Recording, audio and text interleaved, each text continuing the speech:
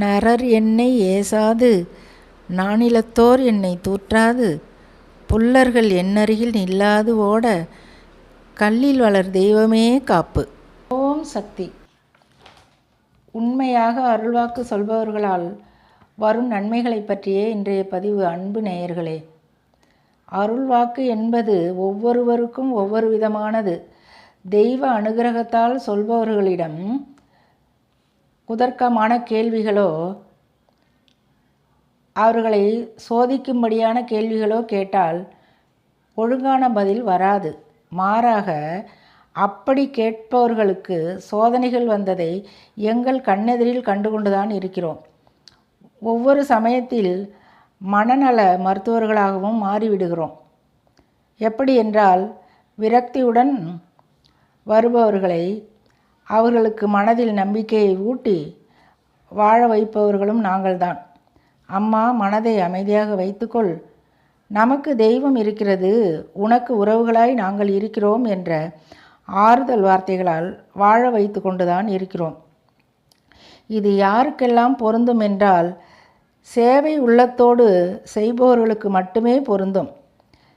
எங்களை தேடி வருபவர்களால் வரும் துன்பங்களும் உண்டு.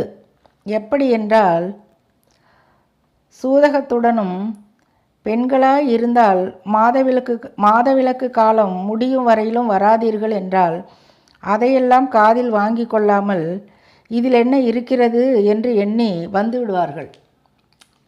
இதனால் அவர்களுக்கும் துன்பம், எங்களுக்கும் துன்பம். இப்படிப்பட்ட துன்பங்கள் வருவதால் இதை விட்டு ஒதுங்கி இருந்து விடலாம் என்று எண்ணியே ஒதுங்கி விடுகிறோம். இந்த கலைகள் தெய்வ கடாட்சத்தால் வருபவை. இதெல்லாம் இவர்களுக்கு மட்டும்தான் வருமா, நமக்கு வராதா என்ற கேள்விகளுக்கே இடமில்லை. இல்லற அனுபவம் வேறு, இறை அனுபவம் வேறு. இறை அனுபவத்தை தான் பகிர்ந்து கொள்ள முடியும். இதனால் சொல்பவர்க்கும் இன்பம், கேட்பவர்க்கும் ஆனந்தம்தான். எத்தனையோ இறையடியார்கள் கற்பூரம் நாருமோ கமலப்பூ நாருமோ என்றும் அப்படியே வாயிலிட்டு அடக்கி வைத்து கொள்வேன். இல்லை இல்லை, வாயில் அடக்கினால் நான் அறியாத வண்ணம் நீ ஓடிவிடுவாய், உன்னை அப்படியே கடித்து விழுங்கி விடுவேன் என்றும் அன்பின் பெருக்கால் சொல்லி வைக்கவில்லையா? ஓலை சுவடிகளில் எழுதி வைக்கவில்லையா? ஓலை சுவடியில் ஏன் எழுதி வைத்தார்கள்? தனக்கு பின்னால் வரும் தலைமுறைகள் அறிந்து கொள்வதற்காகத்தானே. அந்த காலங்களில் விஞ்ஞான வளர்ச்சி இல்லையே, உரையாடலை பதிவு செய்வதற்கு. இறையடியார்களும் இல்லற இன்பத்தை அனுபவித்தபின் பெண்ணால் இப்படியெல்லாம் கெட்டேன் என்று பாடினார்கள். ஆனால் இறை இன்பத்தை அப்படி சொல்லவே இல்லை. அதை உணர்ந்து எழுதி வைத்தார்கள். நமக்கு ஏற்படும் நல்ல இறை அனுபவங்களை தான் சொல்கிறோமே தவிர அடுத்தவர்களிடம் கேட்டோ அல்லது பார்த்தோ சொல்வதில்லையே. நீங்களும் இப்படி இருங்கள், எல்லாமும் உங்களுக்கும் சித்திக்கும் என்று எண்ணியே சொல்கிறோம். உண்மையான அருள்வாக்கு சொல்லும் பெண் மக்களை தேடி அன்பர்கள் வரும்போது அருள்வாக்கு சொல்பவர் வீட்டு விளக்காகி இருக்கும் பட்சத்தில் அதற்கு வேறு ஒரு முறையை கையாள்வார்கள். அதாவது, ஒரு சாமி படத்துக்கு முன்போ பூஜை அறையிலோ அவர்களால் சொல்ல முடியாது. வேறு விதமாய் பதிலை சொன்னாலும் குலதெய்வத்தையும் இஷ்ட தெய்வத்தையும் மனதில் எண்ணாமல் சொல்ல முடியாது.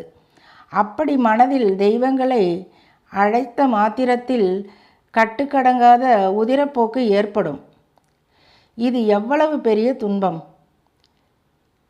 என்பது பெண் அருள்வாக்கு சொல்லும் அனைவருக்கும் இது புரியும். வந்தவர்கள் மகிழ்வுடன் செல்வார்கள்.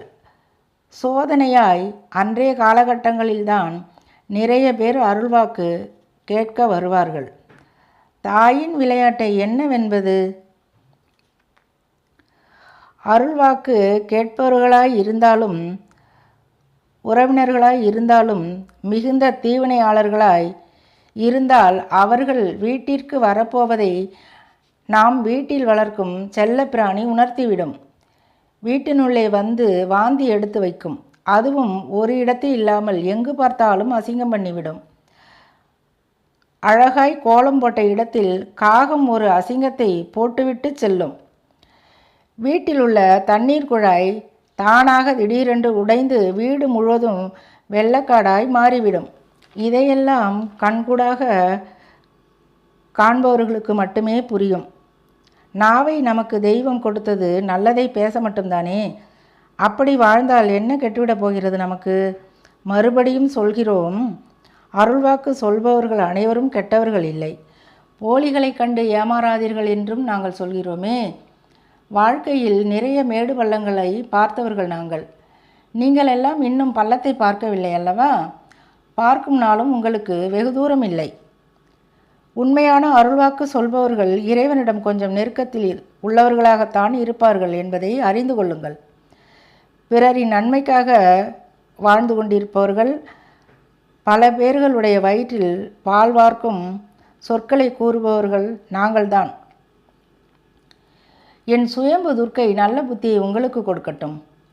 அடுத்தவர்களை குறை சொல்வதையே தொழிலாக கொண்டவர்களே, இனிமேலாவது சகிப்பு தன்மையுடனும் பெருந்தன்மையுடனும் வாழ பழகி கொள்ளுங்கள். நான் என்ற எண்ணத்தை விட்டு நாம் என்ற எண்ணத்தில் இருங்கள். என் அன்பு நேயர்களே, அடுத்த பதிவில் சந்திப்போம். ஓம் சக்தி.